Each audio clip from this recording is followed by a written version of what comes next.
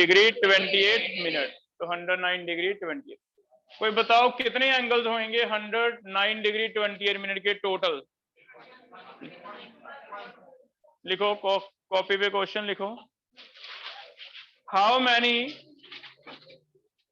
Angles of 109.5 degree, how many angles of 109.5 degree are there in regular tetrahedral geometry? Shape को एक और word लिखो, geometry भी कहा जाता है, क्योंकि मैथमेटिक्स में एंगल्स वाला जो टॉपिक है इसे हम जियोमेट्री कहते हैं। How many bond angles of 109 degree 28 minute are there in a regular tetrahedral geometry?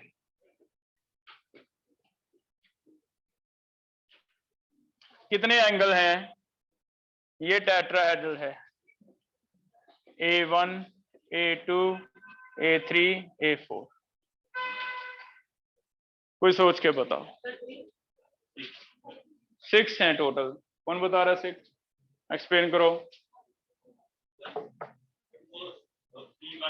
हाँ, एक के इसके तीनों के साथ एक एक हो गए, 3 तो यही हो गए, ठीक है। तो जो टेट्राहेड्रल है, अगर हम ऐसे बनाएं, देना बेटा, ये तीनों में एक जो ऊपर वाला है, तीनों के साथ एक एक 3 एंगल तो यही बना देगा।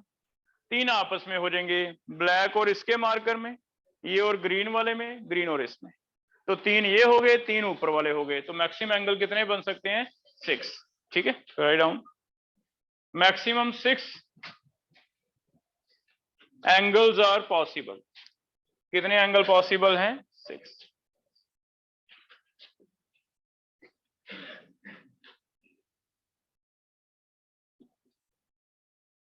हो जाएगा। नेक्स्ट कौन सा हाइब्रिडेशन पढ़ा हमने? sp3d। sp3d में एक s 3 p और एक d आपस में हाइब्रिडाइज करते हैं। कितने हाइब्रिड नए बनते हैं? 5। तो 5 हाइब्रिड बनते हैं। और पांचों का स्ट्रक्चर कैसा होता है? Trigonal bipyramidal. ट्राइगोनल 3 आते हैं इक्विलेटरल ट्रायंगल के कॉर्नर पे, जिनमें एंगल होता है 120 ईच, और एक ऊपर एक नीचे, जिनमें एंगल होता है 90। तो एक्सियल एंगल होते हैं 90 के, और इक्वेटोरियल कितने का होता है? 120। बताओ कितने 90 डिग्री एंगल्स हैं? लिख लो कॉपी पे। How many 90 degree angles are there in a pentagonal, नहीं सॉरी, ट्राइगोनल बाइपिरामिडल जियोमेट्री। तो कितने 90 डिग्री एंगल हैं? 6 हो जाएंगे, क्योंकि एक एक राउंड ऐसे बनाया था, B1, B2, B3। ये B4 और B5 एक्चुअली परपेंडिकुलर हैं एक दूसरे के। जो B4 है वो B1 के साथ एक बार 90, फिर B2 के साथ, फिर B3 के साथ 390 बनाएगा। दिख रहे हैं 390? फिर ऐसी जो नीचे से B5 आएगा, वो B5 एक बार B1 के साथ, एक बार B2 के साथ, एक बार B3 के साथ, कितने एंगल बनाएगा? 3, फिर से 90। तो टोटल 90 डिग्री एंगल कितने हो गए? 6, है ना। तो मैक्सिमम 90 डिग्री एंगल कितने हैं? 6, ठीक है। मैक्सिमम 90 डिग्री एंगल है 6। 120 डिग्री कितने के बन सकते हैं मैक्सिमम? 3 बन सकते हैं। एक ये वाला B1 और B2 में, एक B2 और B3 में, एक B3 और B1। तो 3 बनेंगे 120 के कोण। हो जाएगा बेटा? तो 6 बनते हैं 90 डिग्री और 3 क्या बनते हैं? 120 डिग्री। ऐसे हम कर सकते। क्लियर है? लास्ट इसमें एक लिख लो, sp3d में d कौन सा होता है? विच d orbital will participate in sp3d? तो आंसर इज dz स्क्वायर, क्योंकि dz स्क्वायर के दो लोब्स हैं अलोंग z एक्सिस। तो अगर हम ये वाला ऑर्बिटल पार्टिसिपेट करवाएंगे तो इसमें हमें ज्यादा इसे मॉडिफाई नहीं करना पड़ेगा। ये जो एक्सियल बॉन्ड बनाएगा एक्सिस के लोंग अगर dz स्क्वायर रख देंगे तो इसके लोग भी एक्सिस z के लोंग हैं और z के लोग हमें बॉन्ड भी बनाने हैं, तो इसे मुझे कोई बहुत ज्यादा मॉडिफाई करने की जरूरत नहीं पड़ेगी। तो हम d वो वाला लेते हैं जिसे हमें ज्यादा तोड़ना ना पड़े, ज्यादा चेंज ना करना पड़े, क्योंकि जितनी किसी की शेप ज्यादा चेंज करनी पड़ेगी उतना ही हमारी एनर्जी ज्यादा लॉस होएगी, उतना ही हमें टाइम ज्यादा लगेगा। तो एटम सोचता है भी कोई ऐसा डी ले लें जिसे ज्यादा तोड़ना ना पड़े, जिसका शेप ऑलरेडी हमारी शेप में मिक्स हो जाए। तो डी जेड स्क्वायर के भी दो लोब अलोंग जेड एक्सिस हैं, तो हम इसे जो जेड के लोग ये वाले बॉन्ड बनाने हैं B4 और B5, अगर इसे अलोंग डी जेड स्क्वायर रख लेंगे तो बॉन्ड जल्दी बन जाएंगे, इजीली बन जाएंगे, है ना। तो फिर कौन सा डी लेते हैं? D Z square. मैं यहाँ भी एक्सियल बॉन्ड बनाना है, वहां डी जेड स्क्वायर तो आएगा ही आएगा, मान के चलेंगे। कर लोगे? यहां तक समझ आ गया? sp3d तक हो गया था, आगे कंटिन्यू कर लें इसे। नेक्स्ट हाइब्रिडाइजेशन कर रहे हैं।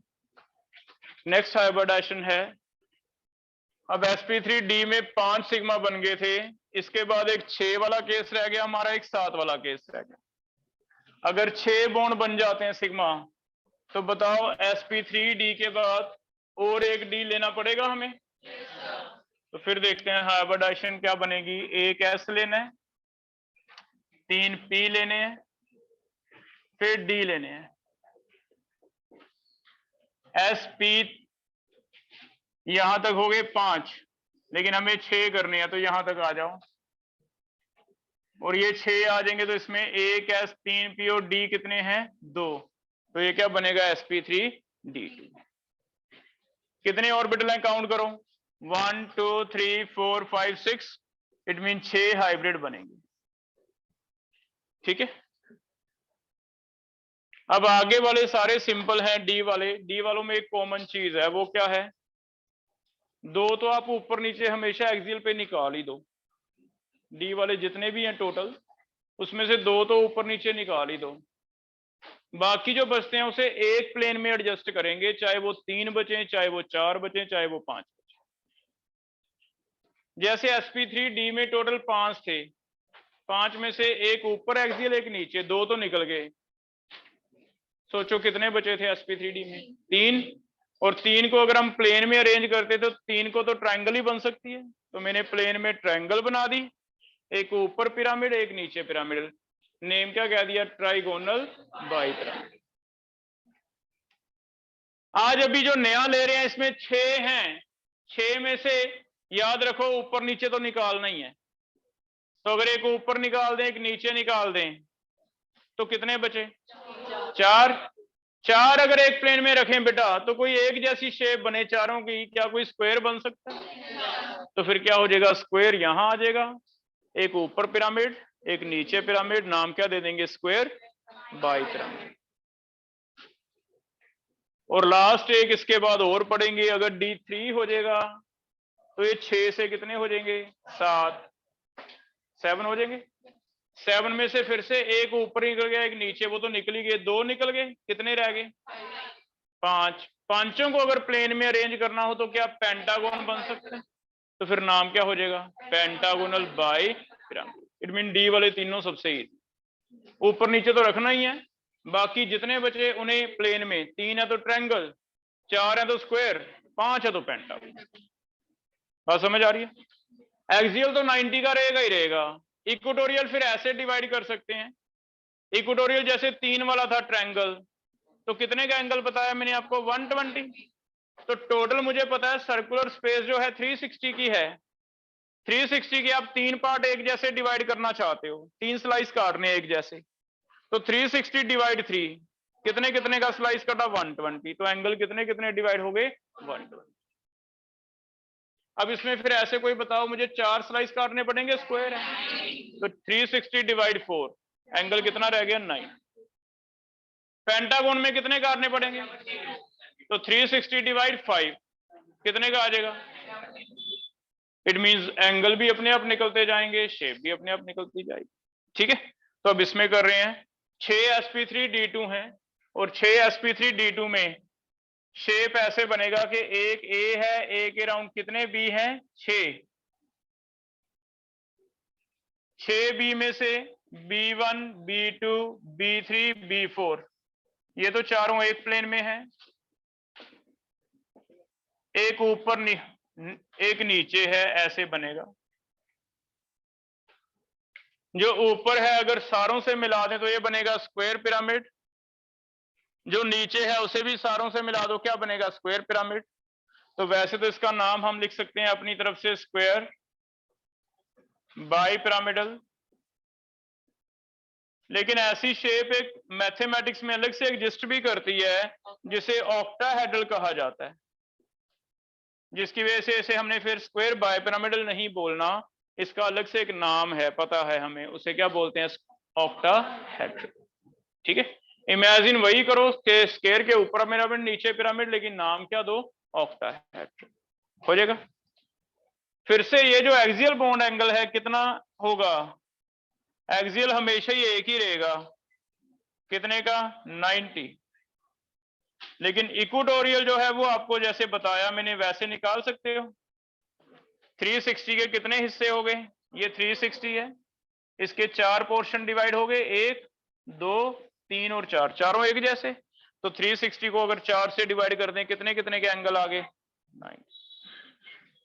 क्योंकि सारे ही 90 के हैं तो जनरली इसमें कोई एक्सियल इक्वेटोरियल ऐसे लिखे भी होता ही नहीं, तो हम कहेंगे हाँ होता नहीं, पहचानोगे कैसे? क्योंकि सारे एंगल क्या हैं? 90 के। तो ऑल एंगल्स इक्विवेलेंट हैं, सभी एंगल्स कितने के हैं? ऑल एंगल्स आर सेम, कितने के? 90 डिग्री। हो जाएगा?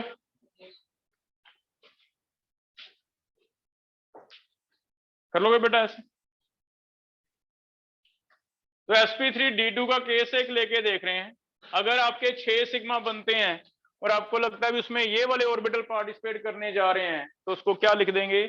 sp3d2। एग्जाम्पल लेके देखते हैं, एग्जाम्पल है SF6। चेक करना क्या सल्फर के 6 बॉन्ड बनने हैं तो 6 कोवैलेंसी मुझे चाहिए। अगर 6 कोवैलेंसी चाहिए तो चेक करो सल्फर का कॉन्फ़िगरेशन होता है नियॉन, आगे बोलोगे कोई? सल्फर 16 होता है, 3s2 3p4। ग्राउंड स्टेट में चेक करो कितने बॉन्ड बनेंगे, फिर हम नहीं तो इन्हें एक्साइट स्टेट में भेजेंगे। कौन सी एक्साइटेड स्टेट में भेजें? फर्स्ट ये वाला जाएगा, सेकंड ये वाला जाएगा। इट मींस मैक्सिमम हमें 2 एक्साइटेड स्टेट लगानी पड़ेगी तभी 6 हो पाएंगे। तो हम इसे सेकंड एक्साइटेड स्टेट में लिखने जा रहे हैं, सेकंड एक्साइटेड स्टेट। एस में रह जाएगा 1, पी में 1 आ जाएगा तीनों में, डी में आ जाएगा 2 आ जाएंगे। एक ये वाला एक्साइट हो गया, ये फर्स्ट एक्साइटेड है, ये कौन सी है? Second excited. ये बन जाएगा। अब इसे क्या नाम देंगे? 6 मिलके 6 sp3d हाइब्रिड बनाएंगे।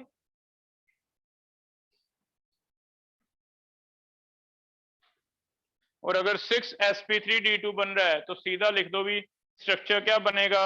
ऑक्टाहेड्रल। इसका स्ट्रक्चर क्या होगा? ऑक्टाहेड्रल। हो जाएगा बेटा? बस यहां ए की जगह एस लगा देंगे, बाकी हर जगह बी की जगह क्या लगा देंगे? एफ। तो ऐसे आप SF6 का स्ट्रक्चर दिखा सकते हैं। यहां एस लगा दो और बाकी क्या लगा दो? एफ लगा दो। तो आप अपनी कॉपी पे नया बना लो स्ट्रक्चर ऐसे एफ लगा के, और इसे लिख दो ये ऑक्टाहेड्रल है। सभी बॉन्ड एंगल कितने के हैं? 90 डिग्री के हैं। ऐसे कर लोगे? अच्छा, आज से हम ओवरलैप्स भी जो है वो चेंज करने वाले हैं। पुराने ओवरलैप भूल जाओ, जो नए ओवरलैप है वो ऐसे करेंगे भी सल्फर और फ्लोरीन। सल्फर का अभी एस तो रहा ही नहीं, इसका नेम एस नहीं रहा, इसका नेम क्या हो गया, sp3d2। तो हम आज से ये कहने वाले हैं कि एफ का तो चलो पी आएगा प्योर, लेकिन इधर से जो सिग्मा बॉन्ड बनाने वाले हाइब्रिड्स लिखेंगे, ये कौन से हाइब्रिड हैं, sp3d2। और ऐसे कितने ओवरलैप हैं, हम कहेंगे 6 सिग्मा ओवरलैप्स हैं। और वो ओवरलैप कौन कौन से हैं, sp3d2p लिखा जाएगा, ये ज्यादा बेटर है। जैसे पढ़ा तो हमने लीविस ऑक्टेट थ्योरी भी है, लेकिन हमें पता है भी वो गलत है, ज्यादा क्या यूज करेंगे, वैलेंस। ऐसी पढ़ा हमने वैलेंस बॉन्ड भी है, हमें पता वो भी है, अगर कभी स्पेशली कहेगा भी उसके बेस पे बताओ फिर तो वो बता देंगे, लेकिन अगर आपको ऑप्शन में लगे भी हाइब्रिड्स की दी हुई है तो फिर वो छोड़ दो, क्योंकि उनसे ज्यादा बेटर क्या है, हाइब्रिड्स। क्योंकि हमें पता चल गया भी एस अकेला नहीं करेगा, एस का अलग से sp ऐसे नहीं बनेंगे, ये सारे इकट्ठे सारे एक ही तरह के बन जाएंगे। कौन से ओवरलैप बन जाएंगे, एस का तो हमेशा sp3d2 आएगा। इधर से एफ का अकेले एटम को जरूरत नहीं है, पेरिफेरल को जरूरत नहीं है हाइब्रिडाइजेशन की, इसका प्योर ही आता है। हाइब्रिडाइजेशन तब स्टार्ट होती है अगर कम से कम एक ही एटम के 2 ऑर्बिटल हों जो पार्टिसिपेट करना चाहते हैं बॉन्डिंग में। अगर किसी का एक ही ऑर्बिटल है तो उसे दूसरे के साथ मिक्स करने की क्या जरूरत है, तो जिसकी वजह से एफ में जरूरत नहीं है हाइब्रिडाइजेशन की, इसने तो एक ही पी यूज करना है, इसे मिक्सिंग की क्या जरूरत है।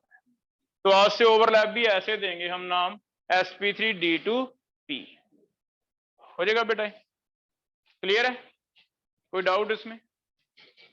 नेक्स्ट एक इंपॉर्टेंट पॉइंट बना के लिख लो, इसमें डी कौन कौन से 2 आते हैं, तो जहां आपने टेबल में लिखा ना sp3d2, वहीं चाहे टेबल में नीचे लिख लो डी कौन कौन से हैं। अगर हम डी जेड स्क्वायर लें और D X square Y square लें तो मुझे लगता है ज्यादा हमें तोड़ने नहीं पड़ेंगे लोग, क्योंकि जेड स्क्वायर यहां फिट हो जाएगा, ये जेड आ जाएगा ऊपर नीचे, और एक्स स्क्वायर वाई स्क्वायर के कितने लोग होते हैं, 4, 2 होते हैं अलोंग एक्स, 2 क्या होते हैं अलोंग वाई, ऐसे हो जाएगा। तो ये वाला आ जाएगा X square Y square, fit हो जाएगा साइज में, और ये भी शेप में बढ़िया फिट हो जाता है। तो मुझे 2 डी ऐसे मिल गए जिन्हें मुझे ज्यादा मॉडिफाई करने की जरूरत नहीं पड़ेगी। एक तो है डी जेड स्क्वायर, एक है D X square minus Y square. तो 2 डी हम लेंगे, one is D Z square और second is D X square minus Y square, हो जाएगा। अगर मैं एक्स वाई लेता तो एक्स वाई तो बीच में आते हैं ना, इन बिटवीन द एक्सेस, लेकिन हमारे बॉन्ड कहां बन रहे हैं, ऐसे ही होगा ना। अगर 90-90 के एंगल है तो मैं कहूंगा 2 एक्स एक्सिस के लॉन्ग बने हैं, 2 वाई के लॉन्ग बने हैं, 2 क्या बने हैं, जेड। तो फिर बेटर है कि हम लोब भी वैसे ले लें, डी वैसे ले लें जिनके लोब क्या है, along Z D Z square, along X and Y वो कौन सा है, X square minus Y square. तो 2 डी ये यूज, क्लियर है। कितने एंगल हैं जो 90 डिग्री के हैं, कौन बताएगा, टोटल काउंट करके देखो। 90 डिग्री एंगल्स, वो भी यही टेबल में ही ऐड कर लेंगे, 90 डिग्री एंगल्स। एक तो ये ऊपर वाला बेटा F1 है, इसका F2, 3, 4 और 5 चारों से एक एक बनेगा। एक नीचे वाला F6 है, कितने बन जाएंगे टोटल, 12। देखो सुन लो, अब F1 के 4 दिख रहे हैं, एक एक बन जाएगा सबसे। ऐसे जो नीचे से F6 है उसके भी 4 बनेंगे, 4 आपस में भी बनेंगे, F2 और F3 के बीच में, F3 और F4 के बीच में, F4 और F5 के बीच में, F5 और F6 के बीच में। तो टोटल कितने हो गए, 12। तो टोटल एंगल्स कितने बन सकते हैं, मैक्सिमम 12 हो जाएगा। तो मल्टीपल में आपको ये चीजें पूछी जा सकती हैं। हाँ, ये कहीं बुक्स में नहीं लिखी होंगी कितने एंगल्स हैं, कौन कौन से डी हैं, है ना। ये तुम्हें इंपॉर्टेंट बना के नोट करनी है कॉपी पे, बुक्स में लिखी कम मिलेगी, एनसीईआरटी में एटलीस्ट नहीं मिलेगी, ठीक है, हो जाएगा बेटा। और लास्ट आ गया 7 वाला। अगर 7 बॉन्ड बनते हैं तो यहां तक जाएंगे हम, क्योंकि आपको बताया XCF8 अभी तक हमें नहीं मिला, तो फिर हमारे सिलेबस में यहां तक दिया हुआ है। क्या नाम लिखे इसका हाइब्रिडाइजेशन का, sp3d3। तो लास्ट एक आ जाएगा sp3d3।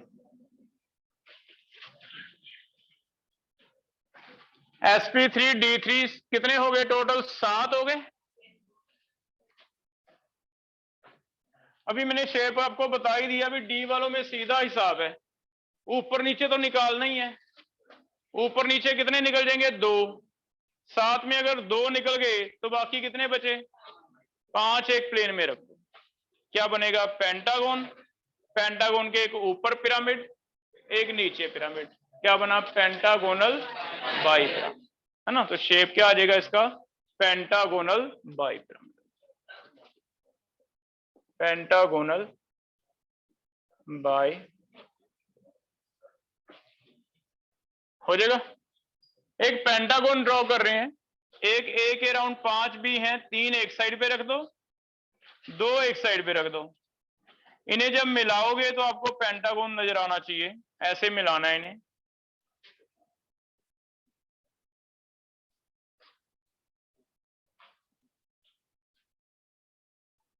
दिख रहा है पेंटागन?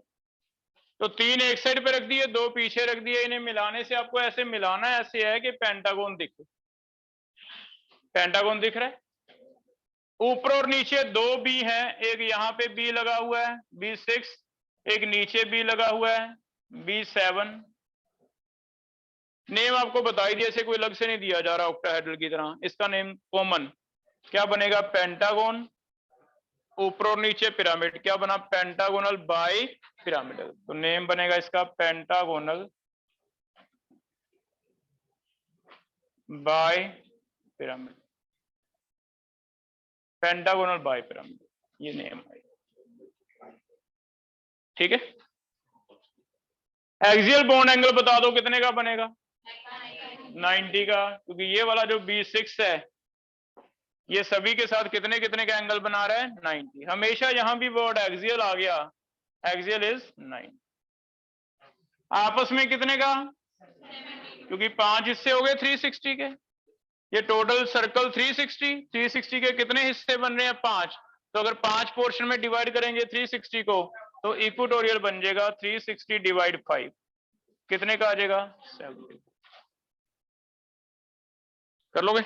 इसमें डी वाले तीनों एक जैसे हैं, ऊपर नीचे निकालने के बाद जितने बचे उन्हें प्लेन में स्पेस डिवाइड कर दो, एंगल भी अपने आप निकलता रहेगा, ऐसे आंसर।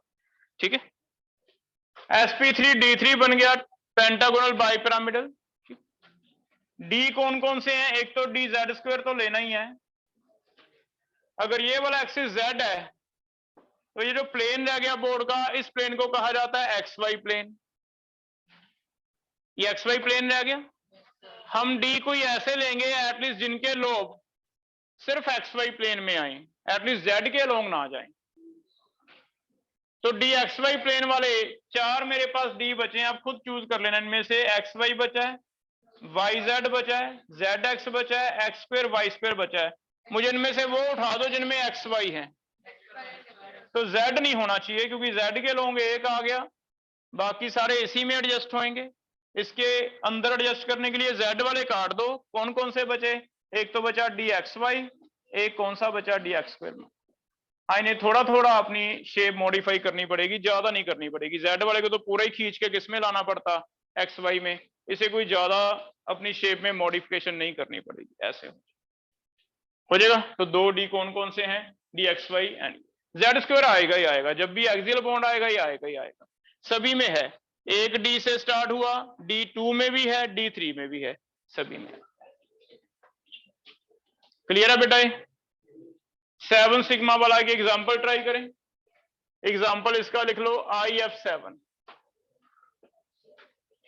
IF7 सात कोवैलेंसी के लिए आयोडीन का देखो कौन सा स्टेट बनाएंगे? Third excited. आयोडीन की कॉन्फ़िगरेशन तो पता नहीं भी, कैसे लिखोगे फिर? NS2 लिखेंगे और NP कितना लिखेंगे? 5। तो NS2 लिख दो और NP5 लिख दो।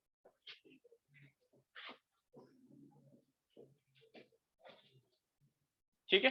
फिर इसे एक साइड स्टेट करके फिर देखो क्या क्या बने।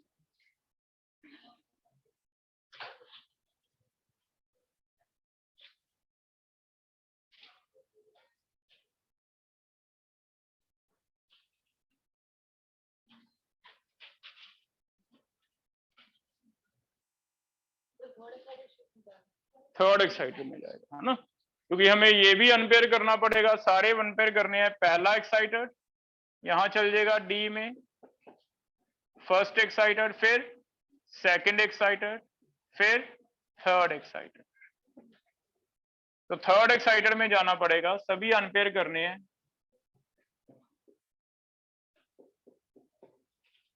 सभी एक एक हो जाएंगे। चेक करो, फिर यहां तक आ गया 1s 3p 3d, तो हम कहेंगे 7sp3d3 बने। और sp3d3 के लिए हमेशा शेप याद कर लो, पेंटागोनल बाइपिरामिड। शेप होएगी पेंटागोनल बाइपिरामिड। कर लोगे? ओवरलैप चेक करो, कौन कौन से ओवरलैप होंगे। फिर आई की साइड से हमेशा ही कौन सा आएगा? sp3d3। और f की साइड से कौन सा आएगा? p। तो फिर ओवरलैप है 7 सिग्मा। 7 के 7 कौन से हैं? sp3d3 ऐसे कहेंगे। प्योर वाले नहीं लेंगे अब, क्योंकि हमें पता है प्योर तो रहा ही नहीं, वो तो खत्म हो गया। हो जाएगा बेटा? क्लियर है यहां तक टॉपिक? कितने 90 डिग्री के एंगल हैं? 10। 5 ऊपर से बने, 5 नीचे से बने। तो एक्स्ट्रा में नीचे लिख लो साइड पे। Total 90 degree angles, maximum 90 degree angles कितने हैं? 10। Maximum 90 degree angles 10। 72 degree angles 5। B1 और B2 में 1, B2 और B3 में 2, B3 B4 में 3, B4 B5 में 4, B5 B1 में फिर से 5। तो टोटल 72 डिग्री एंगल कितने हैं? 5।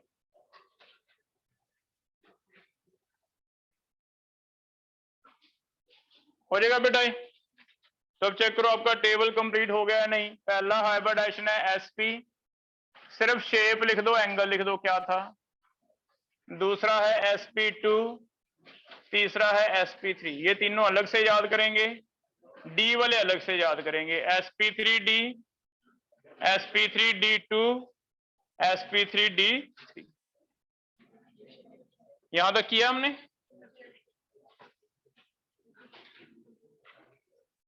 चेक करो शेप क्या क्या आ रही है आपकी।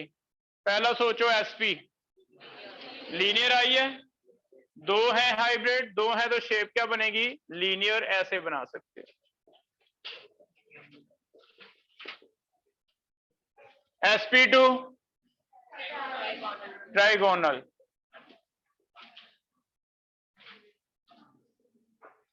Trigonal planar. sp3 tetrahedral.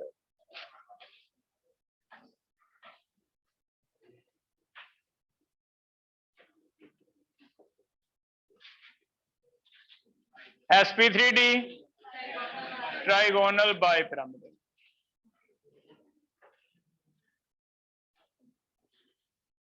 Trigonal bipyramidal. TBP और टीपी फर्क समझ लो, कहीं टीपी लिखा हो ट्राइगोनल प्लेनर, कहीं टीबीपी लिखा हो ट्राइगोनल बाइपिरामिडल। ठीक है? sp3d2 octahedral.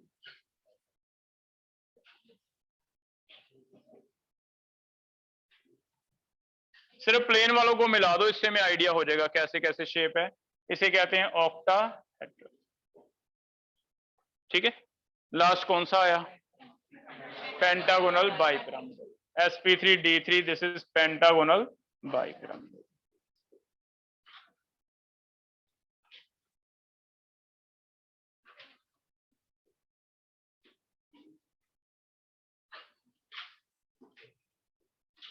एक ऊपर भी है, pentagonal bi. TBP, PBP, TP कहीं शॉर्ट वर्ड लिखे हों तो चेक कर लो। Triangular planar, bipyramidal and pentagonal bipyramidal. ठीक है? किस किस में 2 तरह के बॉन्ड्स हैं? इनमें से चेक करो कितने हाइब्रिडाइजेशन ऐसे हैं जिसमें 2 तरह के बॉन्ड्स हैं, एक एक्सियल और एक इक्वेटोरियल। 3 नहीं कहना, 2 कहना है, क्योंकि ऑक्टाहेड्रल में सारे बॉन्ड 90 के हैं। अगर सारे बॉन्ड 90 के हैं तो सिर्फ हमने अपनी कन्वीनियंस के लिए किया, अदरवाइज उसकी तरफ से एक्सियल इक्वेटोरियल में फर्क नहीं है ना। एक्सियल इक्वेटोरियल तब है जब दो तरह के एंगल्स हैं, और दो तरह के एंगल एक तो इसमें है 120 एंड 90, एक इसमें है 72 एंड 90। तो फिर दो तरह के हाइब्रिडाइजेशन ऐसे हैं जिनमें दो अलग अलग तरह के एंगल हैं, बाकी सारे एक ही तरह के एंगल हैं। हो जाएगा बेटा। अब हाइब्रिडाइजेशन और शेप निकालना हम सीख रहे हैं। पहले ये आपको लर्न करना है। जब ये लर्न हो गया, आज हम एक ट्रिक सीख रहे हैं जिससे हम हाइब्रिडाइजेशन सीधा निकालना सीख जाएंगे। हमें लीस्ट डॉट स्ट्रक्चर बनाने की जरूरत नहीं पड़ेगी, खासकर मल्टीपल के लिए। एमसीक्यू के लिए क्या ट्रिक है, बहुत सिंपल सा ट्रिक रहेगा। Hybridisation is equal to half number of valence electron on central atom plus number of monovalent atoms.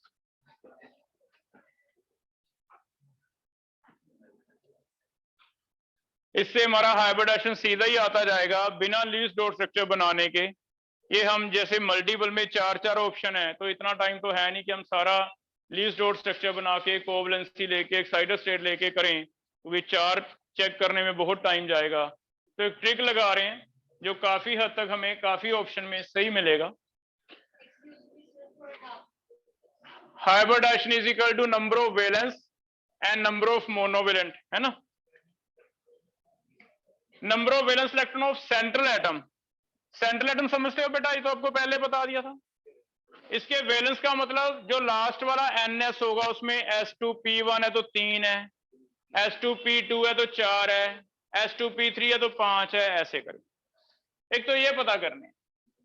Monovalent का मतलब है कि उसके साथ कितने एटम जुड़े हैं जिनकी वैलेंसी 1 है, और ये वैलेंसी 1 में हमने सिर्फ हैलोजेंस काउंट करने हैं और हाइड्रोजन्स। नंबर ऑफ हैलोजन और हाइड्रोजन ऐड करने हैं, कितने हैं, इसके बिना कोई भी है, ऑक्सीजन है और है, वो सारे हम जीरो काउंट करेंगे। तो एक ट्रिक बनाया, देखते हैं काम करेगा या नहीं करेगा। इससे हमारे आंसर आ रहे हैं नहीं आ रहे।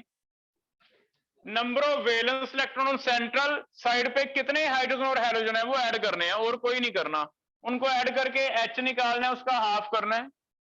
अगर H आपका 2 आ गया तो आप ऐसे ऑर्बिटल्स बना लोगे।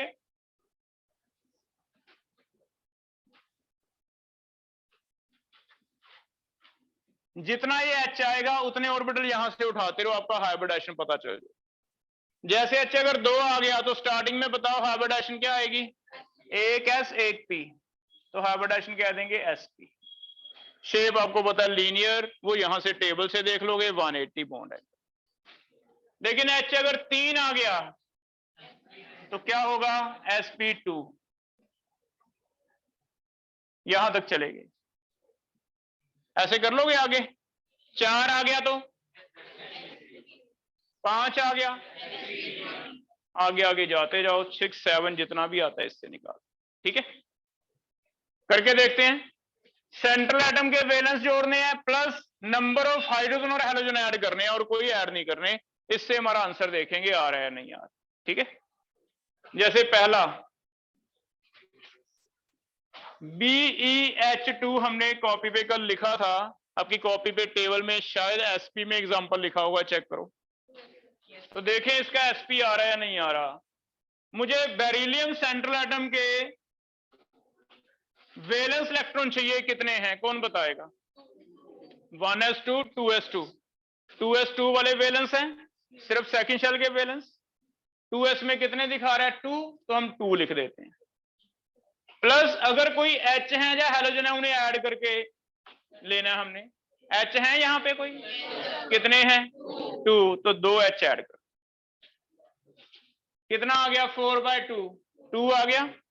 2 का मतलब बताओ हाइब्रिडाइजेशन क्या होगी, तो हम कहेंगे हाइब्रिडाइजेशन होने वाली है SP, और इसका शेप होने वाला है लीनियर। तो ऐसे आप ड्रॉ कर सकते हो, लीनियर शेप है। लीनियर में बॉन्ड एंगल कितने का रहता है 180, है ना। तो इससे हमारा टॉपिक बहुत ही इजी हो जाएगा। आपको बस एक ये याद करना है, घर पे जाके थोड़ा इस पे टाइम लगाओ। SP SP2 SP3 तीन अलग से याद करो, ये तीनों तो सिंपल है, एक ऊपर नीचे निकाल के बाकी 3 रह गए, 4 रह गए या 5 रह गए। 3 रह गए तो ट्राइगोनल बन गया, 4 है तो स्क्वायर बन गया, 5 है तो पेंटागोन। ये तीनों एक जैसे, ठीक है, हो जाएगा ऐसे।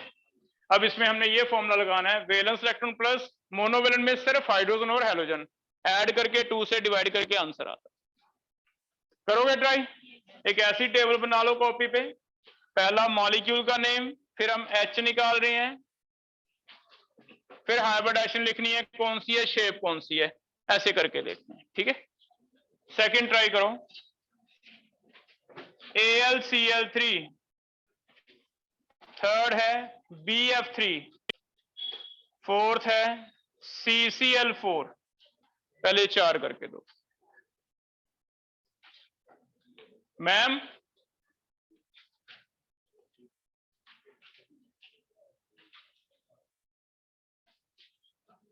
ये मार्कर भेजना, उसको कहना और मार्कर दो। सिर्फ H और हेलोजन ऐड करने हैं बेटा, कोई और मैं दूंगा ऑक्सीजन वगैरह ऐड नहीं करने।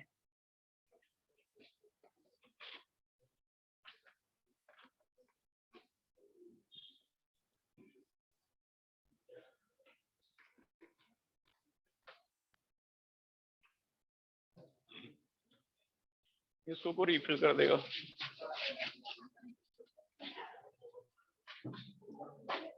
AlCl3, कोई बताओ इसके वैलेंस एल्यूमिनियम के कितने लोगे?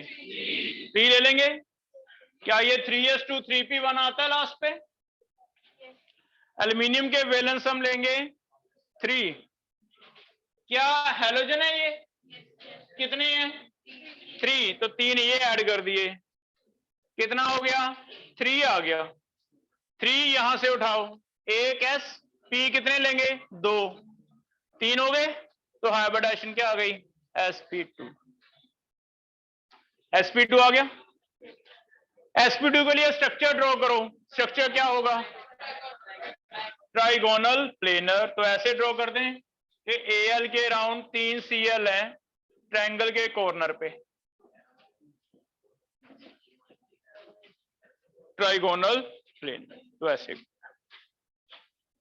हो जाएगा। आगे ट्राई करो, फिर ये समझ आ गया? कोई डाउट है मेरे से पूछ सकते हो बेटा इसमें, नहीं तो नेक्स्ट ट्राई करो। BF3 CCl4 इनके ट्राई करो। BF3 का कितना आ गया? 3 आ गया। सभी बोरोन फैमिली के वैलेंस इलेक्ट्रॉन 3 हैं, पूरी बोरोन फैमिली के। कार्बन फैमिली के 4, नाइट्रोजन फैमिली के 5, ऑक्सीजन फैमिली के 6, हेलोजन फैमिली के 7। ज्यादातर आपको जो मिलेंगे इस चैप्टर में यही मिलेंगे। एक बेरिलियम अलग से है, बेरिलियम के 2 हैं, वो वैसी है। तो हमें बोरोन के बाद वाले ही मिलेंगे कोवलेंट कंपाउंड, उससे पहले तो आयनिक है ज्यादातर। इसका मतलब सिंपल याद करो कि बोरोन फैमिली का कोई भी मेंबर, बोरोन, एल्यूमिनियम, गैलियम, जितने हमने याद किए हैं, उसके वैलेंस सीधा लिख सकते हो भी। ये बोरोन फैमिली है तो इसके वैलेंस 3 हैं, ये कार्बन फैमिली है तो इसके वैलेंस 4 हैं, ये नाइट्रोजन फैमिली है, फास्फोरस, आर्सेनिक कोई भी आ जाए तो इसके वैलेंस 5 हैं। सीधा याद कर लो, है ना। अब बोरोन फैमिली के लिए कितने वैलेंस हैं? 3 प्लस 3 है F मोनोवेलेंट, 3 आ गया। 3 है तो हाइब्रिडाइजेशन क्या होगी? sp2। स्ट्रक्चर बना लोगे, बोरोन के राउंड ट्रायंगल बनानी है, 3F लगा देंगे, ट्राइगोनल प्लेनर हो जाएगा। नेक्स्ट का ट्राई करो, CCl4 का। हाफ कार्बन कितना है? 4 प्लस 4 कितना आ गया? 4, तो sp3। टेट्राहेड्रल ड्रॉ कैसे करना है ये सीख लो, आपको कल सिखाया था। टेट्राहेड्रल, एक क्लोरीन एक ऊपर, 2 एक साइड पे हैं और एक साइड, इसे कहते हैं टेट्राहेड्रल। हो जाएगा ऐसे। और दे दूं मॉलिक्यूल? लिखो, नेक्स्ट लिखो PCl5, इसमें 5वां ऐड करो PCl5, PCl5।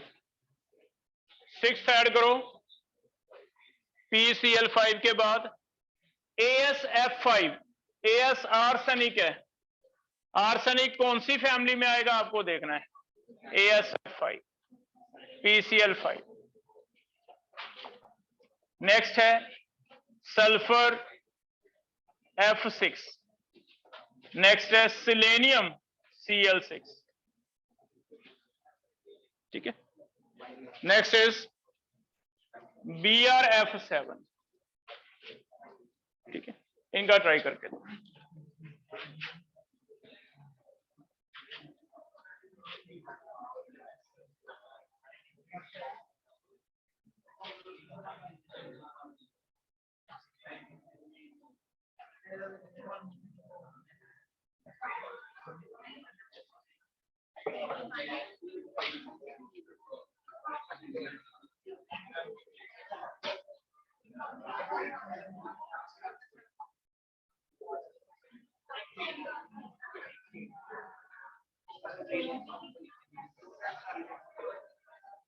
आवाज नहीं आनी चाहिए बेटा, अपना अपना करो, नहीं आता तो मैं बताऊंगा। कोई किसी से डिस्कस नहीं करेगा, गलत करो सही करो अपना दिमाग चलाओ।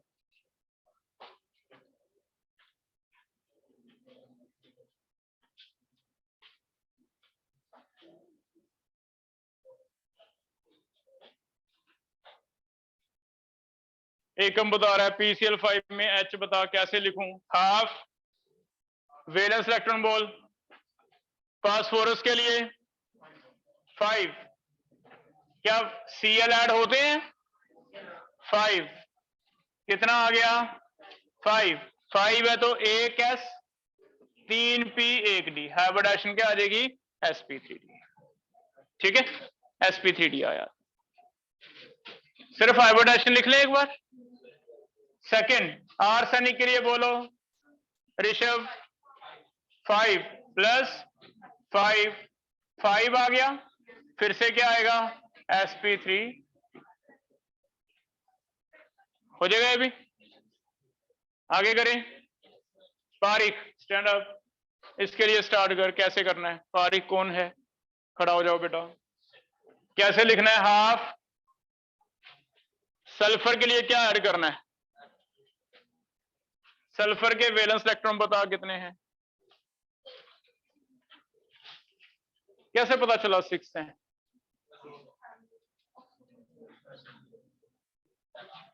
ऑक्सीजन फैमिली है, ऑक्सीजन फैमिली में 6 हैं +6। बताओ क्या लिखूं हाइब्रिडेशन? sp3d। ठीक है, हो जाएगा ये। बैठो, ये आगे वाले को खड़ा कर। नेक्स्ट बेंच पे क्या नाम है बेटा बीच में जो बैठा है? हाँ, स्टैंड अप। सिलेनियम कौन सी फैमिली में आता है? ऑक्सीजन। पता है? बताना ऑक्सीजन फैमिली कौन कौन से मेंबर्स हैं? ऑक्सीजन, उसके नीचे उसे बताने दो, उसे बता। तुम बताओ भी, ऑक्सीजन फैमिली के मेंबर बताओ।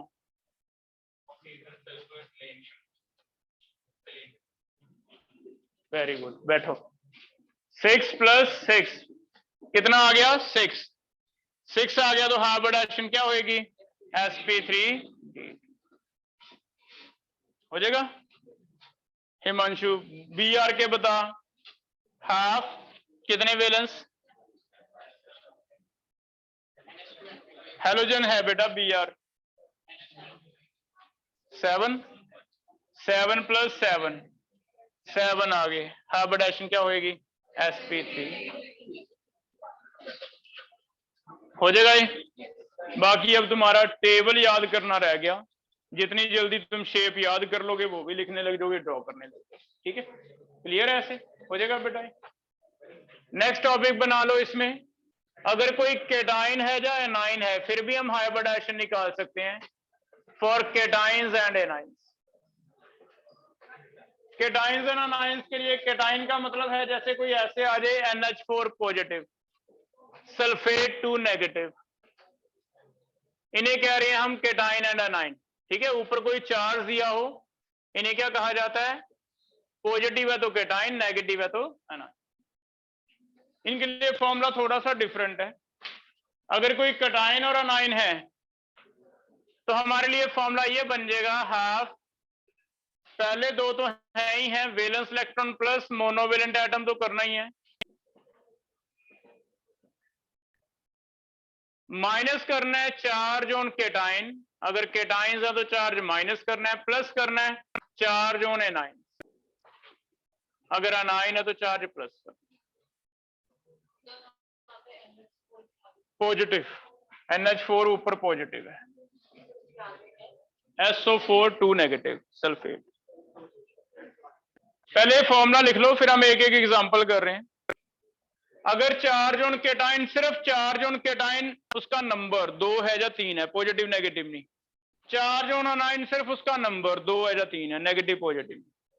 हम ऐसे मानते हैं भी अनाइन होता है तो जो सेंट्रल एटम है अनाइन का मतलब इलेक्ट्रॉन लेने होता है। Cl से Cl नेगेटिव कैसे बनेगा? गेन करके, तो इलेक्ट्रॉन गेन हो गए, तो हम ऐसे मानते हैं कि वैलेंस इलेक्ट्रॉन में इलेक्ट्रॉन ऐड होंगे तो चार्ज जितना भी है उतना ऐड कर देंगे, क्योंकि अनाइन गेन करके बनता है। केटाइन कैसे बनता है?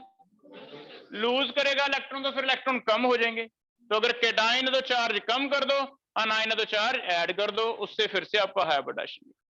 ठीक है, जैसे पहला करके देखते हैं। मैंने लिखा है NH4 पॉजिटिव, इसमें नाइट्रोजन का सेंट्रल एटम का ही हाइब्रिडाइजेशन निकालना है हमेशा।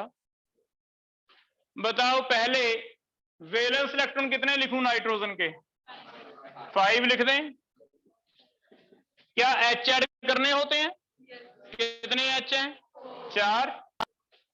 ये केटाइन है, केटाइन है तो लूज कर दिए इलेक्ट्रॉन, माइनस कितने? 1, एक है तो -1। अब ट्राई करो, क्या आ गया? 4 आ गया, तो sp3 होता है। तो यस, ये भी टेट्राहेड्रल होता है, NH4 पॉजिटिव। जितना चार्ज है केटाइन पे उतना माइनस कर दो, अनाइन है तो क्या कर दो? ऐड कर दो, बस ऐसे। ये समझ आ गया? NH4 positive. अनाइन चल रहे हैं, सल्फेट SO4 2 नेगेटिव। तो पहले तो 2 नेगेटिव का मतलब समझाओ, ये 2 मैंने ऐड करना है या माइनस करना है?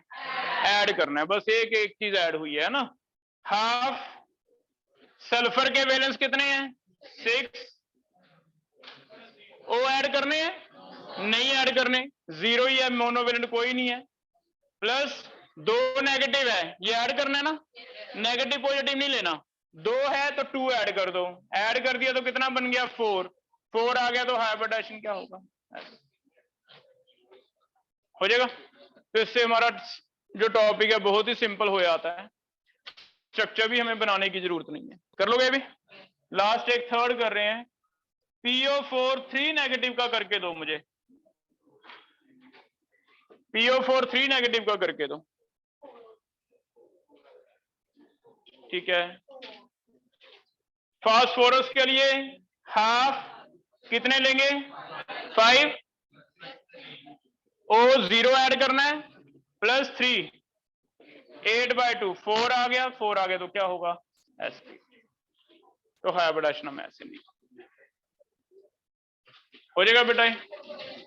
इट मीन चाहे एक ही फॉर्मूला याद कर लो, इसमें से अगर केटाइन अनाइन है तो रखो, नहीं है तो ये 0-0 हो जाएगा, इससे हमारा सारा निकल जाएगा। क्लियर है बेटा? ऐसे हाइब्रिडाइजेशन और ये निकाल लेंगे। तो 6 तरह का हाइब्रिडाइजेशन है, sp, sp2 एंड sp3 3, फिर sp3d, sp3d2 एंड sp3, 6 तरह का हाइब्रिडाइजेशन। ठीक है, किसी का भी शेप कर लोगे? असाइनमेंट कर लें अब डिस्कस, चेक करो।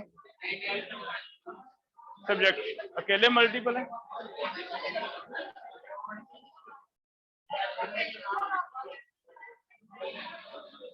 सब्जेक्टिव क्वेश्चन आज कर रहे हैं बेटा, सब्जेक्टिव निकाल लो पहले, सब्जेक्टिव